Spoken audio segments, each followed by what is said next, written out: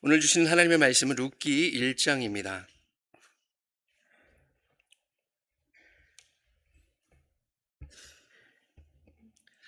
룻기 1장 7절부터 14절 말씀입니다.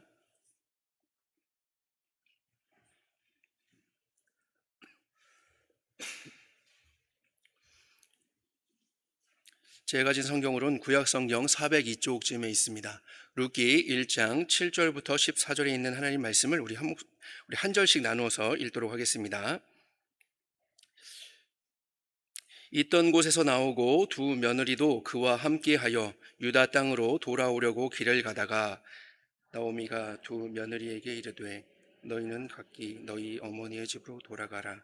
너희가 죽은 자들과 나를 선대한 것 같이 여호와께서 너희를 선대하시기를 원하며 여호와께서 너희에게 허락하사 각기 남편의 집에서 위로를 받게 하시기를 원하노라 하고 그들에게 입맞춤에 그들이 소리를 높여 울며 나오미에게 이르되 아니니이다. 우리는 어머니와 함께 어머니의 백성에게로 돌아가겠나이다 하는지라. 나오미가 이르되 내 딸들아 돌아가라. 너희가 어찌 나와 함께 가려느냐. 내 태중에 너희의 남편 될 아들들이 아직 있느냐. 내 딸들아 되돌아가라. 나는 늙었으니 남편을 두지 못할지라.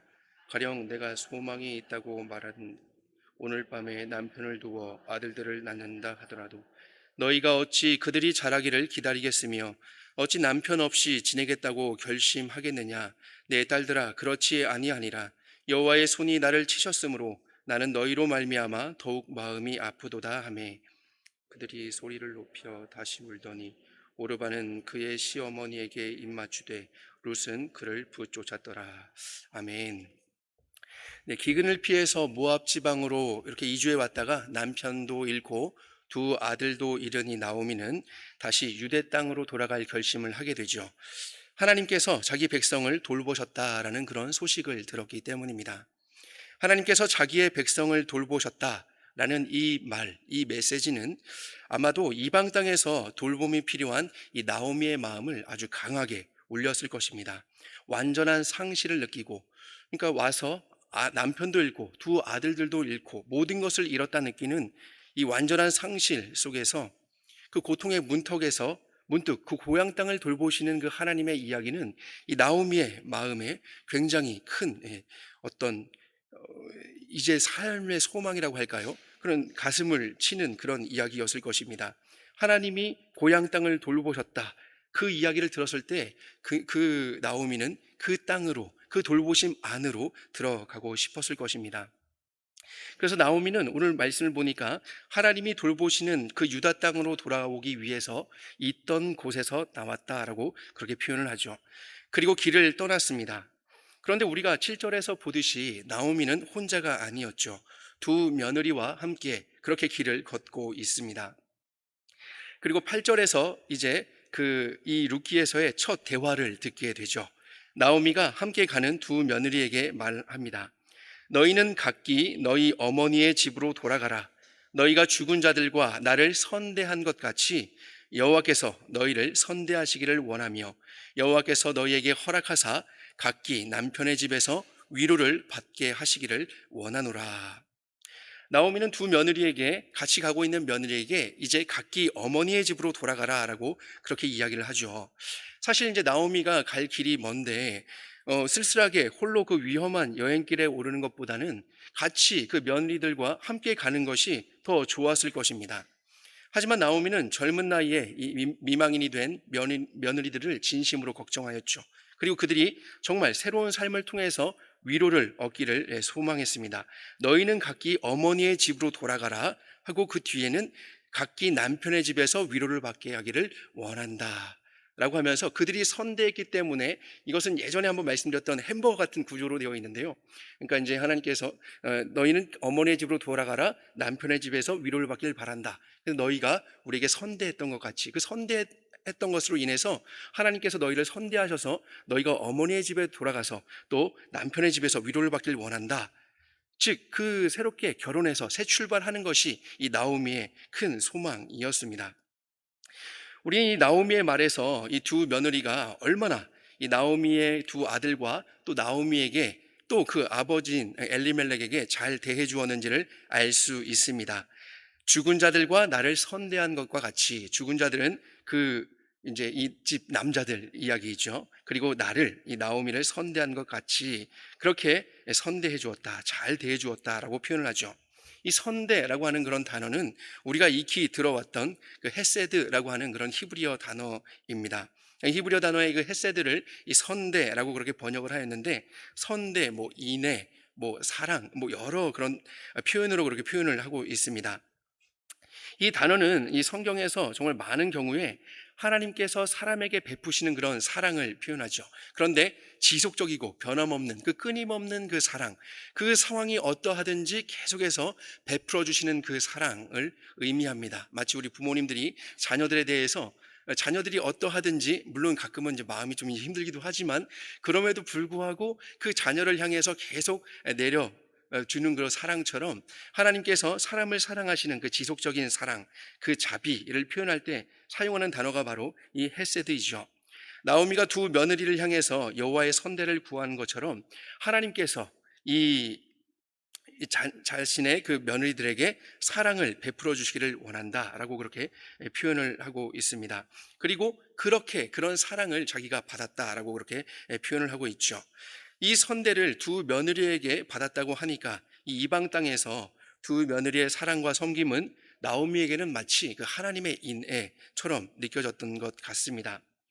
지금은 이제 지구촌이라고 부르면서 이 많은 타국인들이 문화를 공유하면서 함께 어우러져 살아가고 있지만, 그래도 낯선 타국 땅에서 살아가는 것은 그렇게 만만치 않은 일이죠. 뭐 이민을 가신 분들이나 또 학교에서 이 교수님들의 이야기를 듣다 보면 그 타국에서 10년 혹은 그 이상으로 공부하신 그런 이야기들을 들어보면 얼마나 어렵게 그렇게 타국 땅에서 살았는지 그 이야기를 듣게 됩니다. 기근을 피해서 그 어려운 시기에 모압 땅에 와서 살다가 남편도 잃고 또 두 아들도 잃어버린 이 나오미에게 이 며느리들은 굉장히 큰 위로와 희망이 되었던 것 같습니다. 그런 며느리들이었기 때문에 나오미는 더욱더 그들을 안타까워하면서 그들이 사랑받으며 잘 살기를 원했던 것 같습니다. 자신이 마치 그 하나님의 돌보심을 구하면서 그 고향 땅으로 돌아가는 것처럼 이 며느리들도 어머니 집에 돌아가서 좋은 남편을 만나서 정말 축복받으며 그렇게 살기를 진심으로 바랬겠죠. 그리고는 그들에게 이별의 인사로 입을 맞춥니다. 입을 맞췄을 때 며느리들은 소리 높여 울죠. 그러다가 그들이 이야기합니다. 아니니이다. 우리는 어머니와 함께 어머니의 백성에게로 돌아가겠나이다. 우린 여기에서 이 두 며느리의 매우 강한 의지를 볼 수 있습니다. 먼저 그들은 아니니이다 라고 이야기를 하죠. 너희는 너희 어머니 집으로 돌아가라. 그래서 남편들의 집에서 살기를 바란다 라고 이야기할 때 소리 높여 울다가 아닙니다 라고 그렇게 이야기를 하는데, 지금 여기에서 아닙니다 라고 하는 그런 의미는요, 이 앞에 나오미가 했던 그 이야기, 시어머니가 했던 이야기를 전적으로 반박하는 그런 이야기입니다. 그러면서 앞에 있는 모든 이야기를 부정하고 자기들의 이야기를 강조하는 그런 말입니다. 그래서 그런 의미를 살려서 이 며느리들의 말을 번역해 본다면, 저희는 절대 저희 어머니의 집에 돌아가지 않을 것입니다. 저희는 어머니와 함께 반드시 어머니의 백성에게로 돌아가겠습니다 라고 그렇게 이야기를 하고 있는 것이죠. 정말 효심이 깊은 며느리들이죠. 나오미가 왜 그들이 참 자기를 선대했다, 자기에게 정말 좋은 그런 며느리들이었다라고 이야기하는지 알 것 같은 그런 대목입니다. 근데 그 며느리들의 이야기를 통해서 좀 들을 때 좀 어색한 그런 부분이 있어요. 왜냐하면 우리는 어머니와 함께 어머니의 백성에게로 돌아가겠습니다 라고 이야기를 하는데, 두 며느리가 어디 출신이죠? 그들은 유대 출신이 아닙니다. 이들은 모압 여인들이죠. 지금 그들이 머물고 있는 모압 출신입니다. 그런데 모압 출신의 며느리들이 어머니의 백성에게로 돌아가겠다라고 그렇게 표현하죠. 저희도 돌아가겠습니다. 어머니와 함께 어머니의 백성에게로 돌아가겠습니다 라고 그렇게 표현을 하고 있죠. 그들은 계속해서 모압 지방에서 살아왔는데 유대 땅으로 돌아가겠다라고 하니까 굉장히 어색하게 느껴지는 것이죠. 그렇다면 그들은 왜 돌아가겠다고 표현을 했을까요?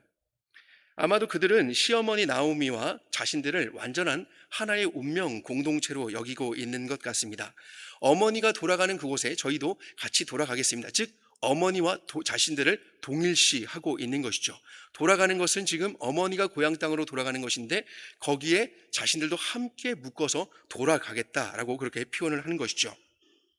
하나의 운명 공동체로 묶여 있기 때문에 당연히 자신들이 가야 할 곳도 시어머니인 이 나오미의 고향, 시어머니가 향하고 있는 그 곳이 바로 우리들이 갈 곳입니다 라고 그렇게 생각했던 것 같습니다.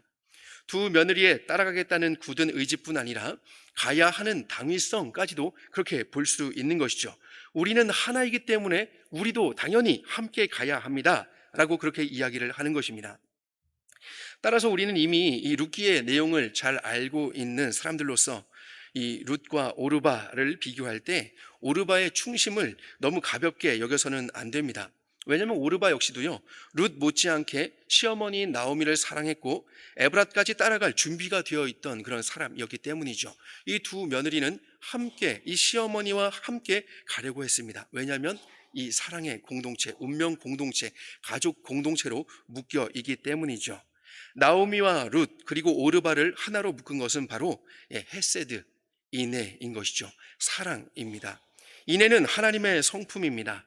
변함없는 사랑으로 끝까지 충성을 다하는 그 하나님의 성품이죠. 두 며느리의 그 태도로 볼 때 나오미도 며느리들을 굉장히 사랑하며 대해왔던 것 같습니다. 지금도 이 나오미를 보면 두 아들이 죽은 이 시점에서 나오미가 살아갈 길이 너무나도 막막하였잖아요. 그러니까 어떻게 살아가면 좋을까라는 그 고민 끝에 고민을 하고 있던 중에 고향 땅에서 하나님이 자기 백성을 돌보셨다는 이야기를 듣고 거기에 이제 가슴이 뛰어서 지금 반응을 하고 있는 것이죠. 만약 우리의 그냥 평범하게 생각을 해본다면 이 나오미에게 있어서도요, 그냥 자신을 이 두 며느리가 복량하게끔 만드는 것이 조금 더 살기 편할 거예요. 하지만 지금 나오미는 어떻게 하고 있습니까? 자기를 복량하거나 부양하도록 그들에게 의무를 지우는 것이 아니라 오히려 그들이 새 출발을 할 수 있도록 그들을 지금 계속해서 권유하면서 보내려고 하고 있죠. 나오미도 며느리들을 굉장히 사랑했습니다. 또 며느리들도 나오미를 굉장히 사랑했죠. 인애라는 것은 일방적인 것 같지만 그러나 쌍방적입니다. 인애는 희생으로 그치는 것 같지만 그렇지 않죠. 상호 보완적입니다. 이 세상을 다스리시는 하나님의 성품이기 때문이죠. 하나님은 사람들이 하나님의 성품으로 살아갈 때에 이 세상이 살기 좋은 세상을 이루도록 그렇게 하셨습니다. 우리가 살아가고 있는 이 세상의 회복을 위해서 기도하는 우리에게 이 나오미와 룻 그리고 오르바의 모습은 우리가 회복해야 될 것이 무엇인가를 좀 알려주고 있는 것 같습니다. 우리가 회복해야 될 것이 무엇일까요? 우리에게도 선대가 필요합니다. 우리에게도 사랑이 필요하죠. 우리에게도 인애가 필요합니다. 충성스러운 그런 사랑이 필요하죠. 하나님의 성품을 닮은 하나님의 그런 사랑이 우리에게도 필요한 것이죠. 그렇게 나오미는 두 며느리를, 또 두 며느리는 나오미를 그렇게 사랑하였습니다. 가족으로 묶인 그런 가족 공동체 안에서 서로가 서로에게 충성을 다했습니다. 이 두 며느리의 완강한 반대를 들은 나오미는 다시 이 며느리들을 설득하기 시작합니다. 내 딸들아, 돌아가라. 너희가 어찌 나와 함께 가려느냐? 내 태중에 너희의 남편 될 아들들이 아직 있느냐? 라고 묻죠. 나오미의 이 말은 그 당시에 그 문화였던 계대 결혼을 뜻하는 것이죠. 계대 결혼이라는 것은 우리가 잘 아는 것처럼 한 남자가 아들이 없이 죽는 경우에는 그 형제가 그 형수와 결혼해서 형의 후사를 잇도록 하는 그런 제도입니다. 만약에 말론이 룻과 결혼을 하였죠. 기럧이 결혼을 하지 않은 상태에서 말론이 죽었다면 기럧은 형수인 룻과 결혼을 해서 그 말론의 그런 대를 이어야 하는 책임이 있는 것이죠. 그렇게 형 말론에 대한 의무를 다 해야 되는 것입니다.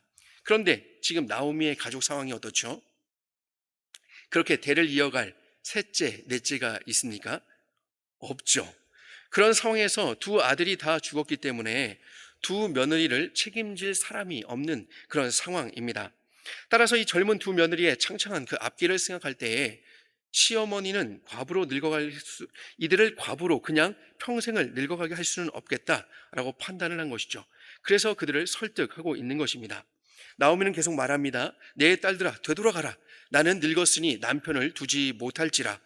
가령 내가 소망이 있다고 말한다든지 오늘 밤에 남편을 두어 아들들을 낳는다 하더라도 너희가 어찌 그들이 자라기를 기다리겠으며 어찌 남편 없이 지내겠다고 결심하겠느냐. 만약에 나오미가 오늘 당장 결혼을 하여서 오늘 당장 임신을 하여서 아이를 낳는다 하더라도 적어도 우리가 10달을 기다려야 하고, 또 이 아이가 장성해서 결혼을 할 때쯤, 이 당시의 문화로 보면 한 15살 정도, 하여튼 그 10대 중후반, 이때까지 기다려야 하는데 그 정도의 시간을 기다릴 수 없는 것이죠. 10년 이상을 기다려야 하는 것입니다. 그런데 지금 며느리가 몇 명이에요? 2명이잖아요. 쌍둥이라도 한 방에 낳으면 10년 이후에 좀 어떻게 해결이 될 수 있겠지만 또 둘을 낳아야 하는 그런 상황인 것이죠. 근데 그런 상황도 굉장히 가능성이 미비하니까 어찌 너희가 남편 없이 그냥 평생을 과부로서 지내겠다고 그렇게 하느냐. 그러니까 돌아가라 라고, 희망이 없어, 더 이상 나에게는 희망이 없어 라고 그렇게 이야기를 하는 것이죠. 나오미는 전혀 그들에게 희망을 이야기할 수 없는 그런 형편이 아닙니다. 만약에 두 며느리가 계속해서 고집을 피우고 따라온다면 그들은 계속 자기와 함께 과부로 살아가야 하는 것이죠. 이것이 너무나도 가슴이 아팠던 것입니다. 그래서 나오미는 혼자 돌아오려고 했던 것이죠. 어떤 이들은 그렇게 얘기할 것입니다. 저렇게 시어머니와 두 며느리가 서로를 아끼고 사랑하는데 함께 잘 살면 되지 않을까라고 생각할 수도 있을지 모르겠습니다. 하지만 고대 사회에서 남편이 없이 산다는 것은요, 오늘날보다도 훨씬 더 힘든 그런 삶이었습니다. 여인들의 정체성은 남편 그리고 아들에게 달려 있었기 때문이죠. 그런데 남편과 아들도 없는 그 상황에서 사회보장 제도와 같은 것이 제대로 갖춰져 있지 않은 이런 상황 속에서 그런 사회를 살아가야 한다?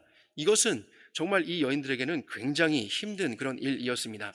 그래서 고대 사회에 미망인으로서 살아간다라는 것은요, 국어를 하거나 심지어는 창기 노릇을 하는 것 외에는 생계를 유지할 방법이 거의 없었다라고 그렇게 이야기를 합니다. 그렇기 때문에 성경은 고아와 과부를 돌보라고 계속 강조를 하고 있는 것이죠.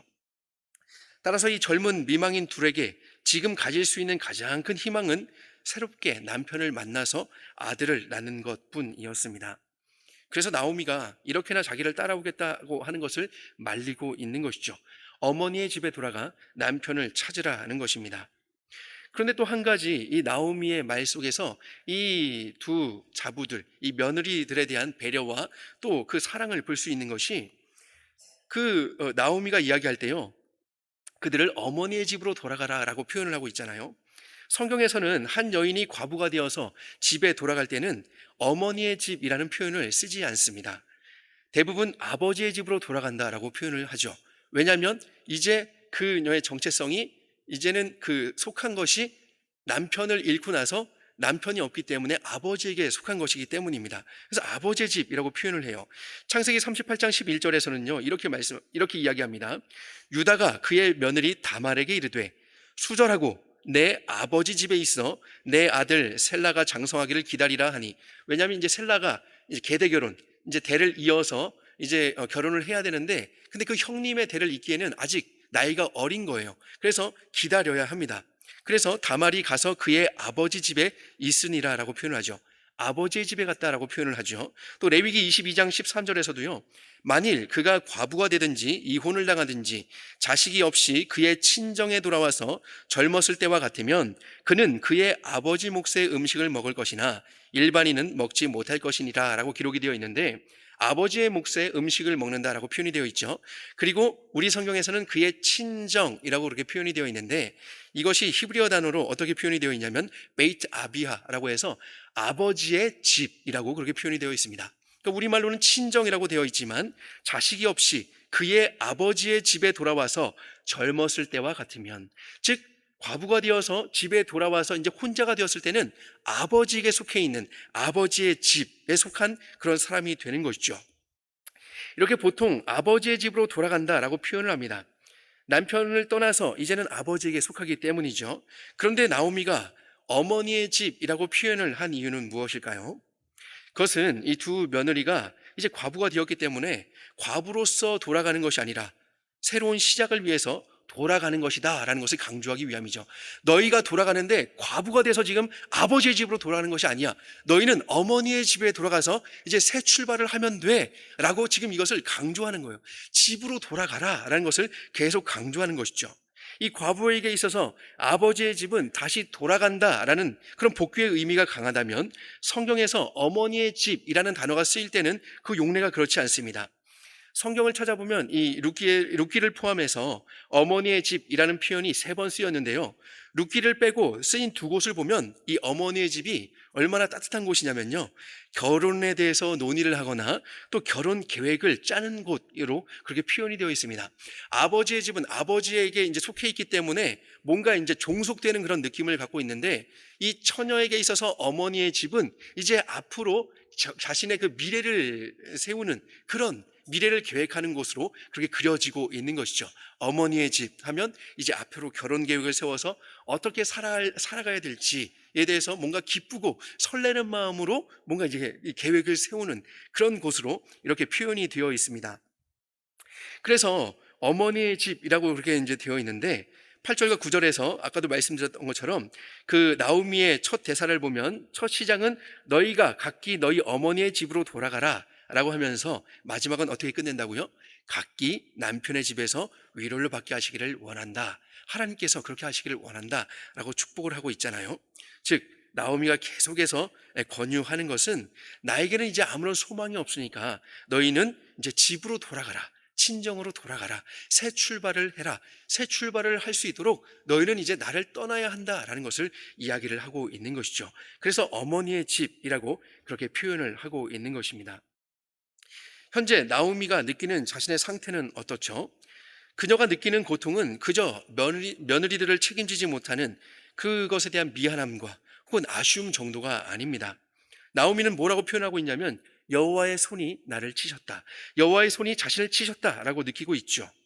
여호와의 손이 긍정적으로 그렇게 표현이 될 때는 능력을 베푸시는 그 도움의 손길이지만, 나오미가 느끼는 것처럼 부정적으로 사용될 때는 심판이나 재앙을 임하게 하는 그런 아주 무시무시한 손으로 표현을 합니다.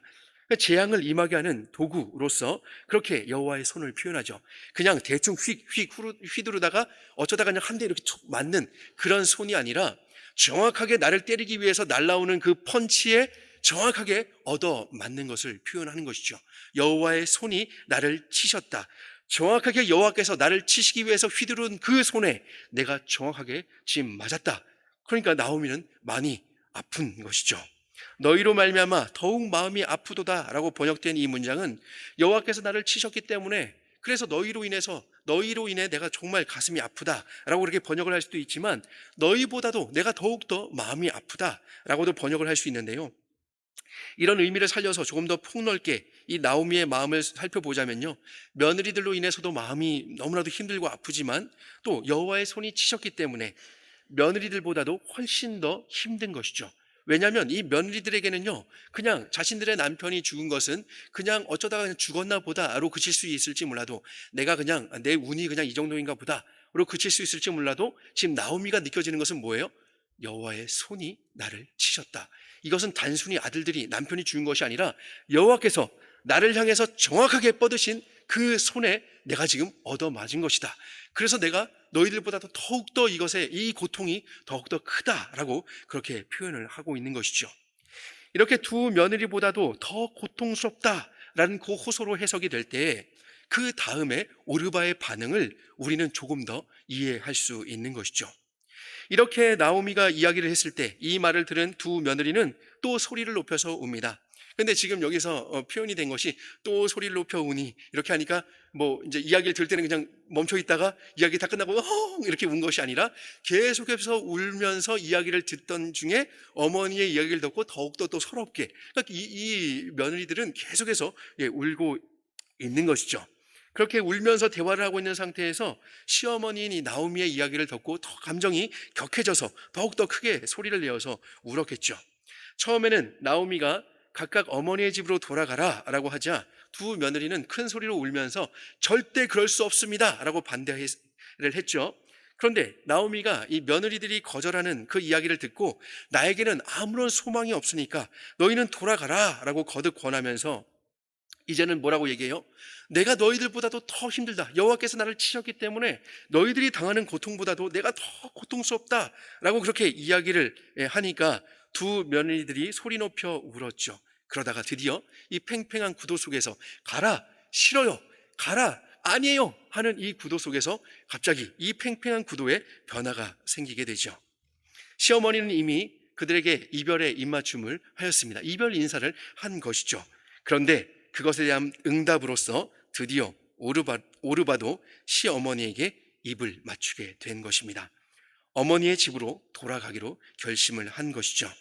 처음에는 완강하게 반대하며 나오미를 따르려고 했던 이 오르바, 왜 이 오르바의 심경에는 변화가 생겼을까요?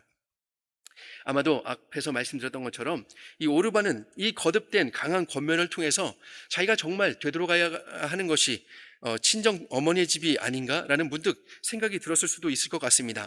그런데 이것이 큰 어떤 그런 결정타가 아니었고요.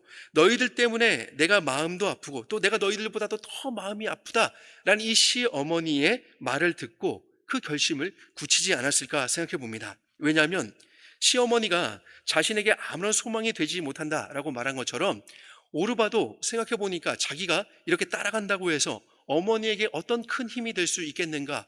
내가 과연 어머니에게 그 큰 힘이 될 수 있을까? 우리 때문에 오히려 더 어머니가 아프고 힘들다라고 이야기하는 이 이야기를 듣고 보니까 자신이 아무런 어머니에게 소망이 될 수 없겠구나. 오히려 어머니에게 더 큰 짐이구나. 어머니가 우리 때문에 더 큰 고통을 느끼는구나. 라는 것을 생각을 하고는 오르바는 시어머니를 위해서 떠나기로 결심을 한 것이죠. 나오미를 배신하고 떠나는 것이 아니라 시어머니를 위해서 생각하고 떠나는 것이죠. 그래서 그녀의 길을 떠나게 된 것입니다. 근데 정말 대단한 것은요, 룻입니다. 히브리어 성경은 14절을 이런 순서로 기록하고 있어요. 14절을 보면은 입맞추되 오르바는 그러나 룻은 부쫓았더라. 지금 이 5단어로 되어 있는데 입맞추었다 오르바가 그러나 룻은 그리고 부쫓았다. 지금 이것을 보면은 이렇게 데칼코마니라고 하죠. 같이 이렇게 되어 있습니다. 그래서 입맞추었다 그러나 부쫓았다. 누가요? 오르바는 입맞추었다. 근데 상대적으로 그러나 그 다음에 룻. 그래서 그러나를 중심으로 룻과 오르바를 지금 대조하고 있는 것이죠. 그렇게 룻과 오르바와 룻을 그러나 사이에서 대조하고 있고 그 다음에 행동을 대조하고 있습니다.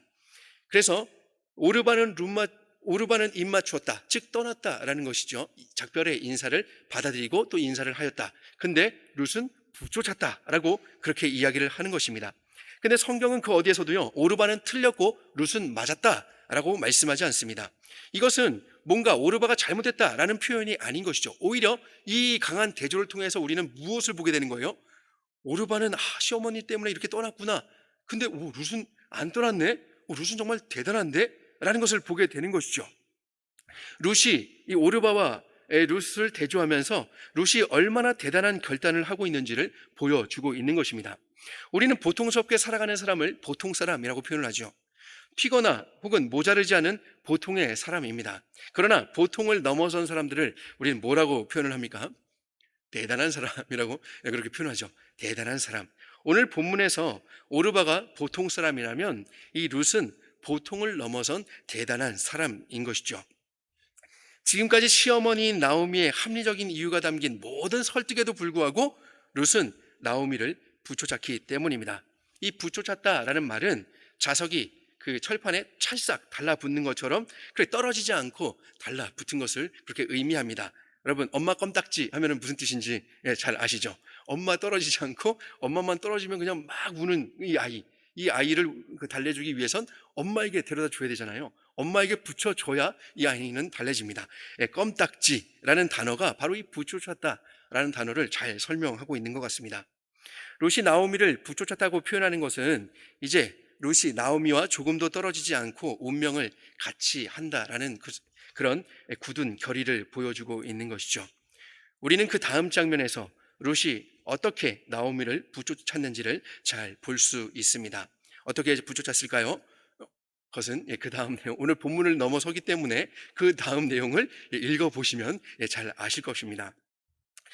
그래서 오늘 우리가 살펴본 바를 이렇게 정리를 해보면요, 나오미는 정말로 두 며느리를 생각하는 참 좋은 시어머니인 것 같습니다. 자신이 어려워진 그런 형편 속에서도 어떤 자신을 복양해야 되는 그 의무를, 그런 복양이라는 굴레를 씌우지 않고 그들의 새로운 삶을 또 위해주고 또 바라고, 그 새로운 삶을 통해서 그들의 상처가 아물고 또 이 과부로서 살기 어려운 그 환경에서 보호를 받으며 살기를 원했던 것 같아요. 자신을 따라가면 아무런 소망이 없기 때문이죠. 어쩌면 자신이 고향으로 돌아가는 것처럼, 그 하나님의 돌보심을 바라며 고향으로 돌아가는 것처럼 그들도 그들의 각기 고향으로 돌아가는 것이 맞다라는 생각을 했던 것 같습니다. 그 친정의 집의 돌봄을 받고 또 잘 풀린다면 남편의 그 돌봄을 받는 데까지 나아가면 그것이 참 좋겠다라고 그렇게 생각했던 것이죠. 나오미는 여호와의 돌보심의 소식을 듣고 그 돌보심 아래에 자기가 있기를 원했습니다.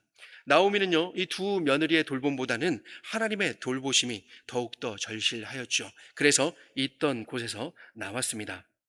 이 두 며느리 역시 시어머니에게 정말 그 효심이 지극한 그런 착한 여인들이었죠. 어머님을 홀로 떠나보낼 수 없어서 그들은 낯선 땅이었지만 끝까지 시어머니를 모시고 따라가려고 했습니다. 하지만 나오미가 두 며느리들이 떠나야 할 그런 합리적인 이유를 들어서 설득하자 오르바는 정말 시어머니를 사랑하였기 때문에 동의하고 고향 땅에 어머니의 집으로 떠났습니다. 우리 중에 그 누구도 오르바를 틀렸다라고 이야기할 수는 없을 것입니다. 만약 우리 딸이 이런 오르바와 같은 상황이라면 어머니의 집으로 돌아오라고 하지 않을까요? 딸의 인생이 걸린 그런 문제이기 때문이죠. 오르바는 상식적이고 합리적인 그런 선택을 한 것입니다. 그리고 이런 오르바의 선택이 우리의 보편적인 그런 삶의 방식이기도 하죠. 그래서 그가 한 그런 선택이나 그가 한 내용에 대해서 성경이 거기에 대해서 잘잘못을 따지지 않기 때문에 우리도 굳이 거기에 대해서 잘잘못을 따질 필요는 없습니다. 하지만 룻은 모두의 상식을 초월하는 선택을 하였죠. 오르바의 선택이 보편적인 선택이라고 해서 그가 잘한 선택이다라고 이야기할 수는 없지만, 그러나 룻은 정말 모두의 상식을 초월하는 그런 선택을 하였습니다. 룻은요, 그 시어머니에게 끝까지 선대를 베풀었죠. 하지만 그 선대는 단순한 선대가 아니었습니다. 상식적으로 옳게 여겨지는 그런 합당한 많은 이유들이 있었음에도 불구하고 그녀가 그 모든 것을 뒤로 한 것은 이 룻에게는 자기가 돌아가야 할 곳이 있었기 때문이죠. 그곳은 바로 친정 어머니의 집이 아니라 바로 시어머니, 지금 따라가고 있는 어머니의 집이었습니다. 룻기의 저자는 의도적으로 이 룻기 1장에서 돌아오다라는 단어를 계속 사용하고 있습니다. 계속 돌아오라, 돌아가다. 나오미 같은 경우에는요, 너희 어머니의 집으로 돌아가라 라고 하면서 돌아온다, 돌아가다 라는 표현을 쓰고 있는데, 너희 어머니의 집으로 돌아가라 라고 할 때 이 두 며느리는 아닙니다, 저는 어머니의 그 집으로, 어머니의 고향으로 돌아갈 것입니다 라고 하면서 계속 돌아간다 라는 그런 표현을 사용하고 있습니다. 이것은 진짜로 모압에서 돌아온 사람이 누구인가 라고 하는 이 룻기 저자의 의도가 있기 때문이라고 합니다. 이 룻기 저자가 과연 진짜로 제대로 돌아온 사람이 누구인가를 밝히기 위해서 계속 의도적으로 이 단어를 쓰고 있는 것이죠. 물론 우리가 앞에서도 살펴보았던 것처럼 유다 땅 베들레헴을 떠나왔던 사람, 그래서 유다 땅 베들레헴으로 돌아가는 사람은 나오미가 맞죠. 실제로 떠났기 때문에 원래의 장소로 돌아가는 것입니다. 그러나 룻기에서는 나오미를 한 번 모압 지방에서 돌아온 여인이라고 표현하지만요, 룻에 대해서는 두 번이나 모압 지방에서 돌아온 여인으로 묘사하고 있습니다. 룻기를 계속 읽어나가다 보면 이 룻에 대해서 모압 지방에서 돌아온 여인이다 라고 그렇게 표현을 하고 있는 것이죠. 그래서 룻이 바로 모압 지방에서부터 여호와께로 돌아온 여인으로 그렇게 소개를 하는 것입니다. 우리는 가장 합리적인 생각과 판단에 의해서 결정하는 것을 좋아하죠. 때로는 합리적인 생각과 판단을 넘어서야 할 때가 있습니다. 그때가 언제일까요? 그때는 바로 하나님께로 돌아가야 할 때입니다. 하나님의 자리에 서야 할 때입니다. 하나님의 편에 서야 할 때인 것이죠. 오르바는 합리적으로 자기의 길을 찾았지만 여호와께 돌아오지 못한 여인이 되었습니다. 모압 지방에서 돌아온 여인이라는 그런 이야기를 듣지 못하게 되었죠. 그러나 룻은 그것을 넘어서 자기의 모든 것을 잃은 것 같았지만 오히려 모든 것 되시는 여호와께 돌아온 여인이 되었습니다. 즉 모압 지방으로부터 정말 여호와께로 돌아온 여인은 룻이라고 이 루키가 우리에게 계속해서 이야기를 하는 것이죠. 하나님의 그 헤세드를 통해서 정말 그 하나님의 헤세드는 남편을 그 모압 지방에서 만나서 그가 그 남편의 모압 사람의 그 축복을 받으면서 사는 것이 아니라 더 큰 데 있었다라는 것을 이 룻기를 통해서 계속 보여주고 있는 것입니다. 이 말씀 앞에서는 우리는 이런 질문을 하게 됩니다. 우리는 지금 무엇을 붙잡고 있는가? 우리는 지금 어느 편에 서 있는가? 우리가 선 땅은 어디인가? 혹시 우리도 돌아가야 할 그런 사람들이 아닌가? 라는 그런 질문을 하는 것이죠.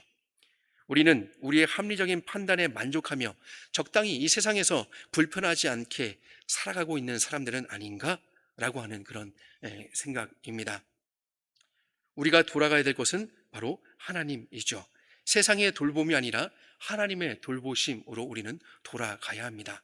세상에서의 적당한 그런 편함이 아니라 하나님의 그 참된 안식으로 우리는 돌아가야 하는 그런 사람들이죠. 세상에서 불편하지 않게 살기 위해서 적당히 타협하지 않고 나오미가 하나님의 돌보심을 구하며 있던 곳에서 과감하게 일어나 돌아왔듯이 우리의 자리가 모압과 같은 곳이라면 우리는 결단하고 과감하게 그 자리를 박차고 일어서야 합니다. 그리스도께서는요, 우리를 가난으로부터 구원하시기 위해서 이 땅에 오신 것이 아니죠. 이 세상에서 부족함을 그냥 다 채워주셔서 떵떵거리며 살라고 우리를 구원하신 것이 아닙니다. 예수님께서 이 땅에 오신 이유는 무엇입니까? 예수님의 그 이름이 이야기하는 것처럼 자기 백성을 그들의 죄로부터 구원하시기 위해서 이 땅에 오셨습니다. 우리가 구원을 받았다라는 것은요, 이 세상에 어떤 그런 가난과 어떤 어려움과 삶의 형편으로부터 구원을 받았다는 것에 일차적인 그런 의미가 있는 것이 아니죠. 죄로부터 구원을 받았다는 것입니다. 우리의 구원은 죄로부터의 구원인 것이죠. 하나님으로부터 완전히 단절된 우리를 하나님께로 나아갈 길이 되어주시기 위해서 이 땅에 오신 것이죠. 하나님이 우리의 하나님이요, 우리는 그분의 백성이라는 이 언약 관계를 회복하시기 위해서 이 땅에 오셨습니다. 그리고 자신을 내어주심으로써 이 모든 것을 다 이루셨죠. 우리 주님께서는 바로 그것을 위해서 이 땅에 오셔서 우리를 구원하셨습니다. 그러면 우리가 서 있는 자리는 어떤 자리가 되어야 할까요? 우리는 과연 어디로 나가는 그런 자리에 우리는 서 있어야 할까요? 우리가 서 있어야 하는 곳은 모압이 아니죠.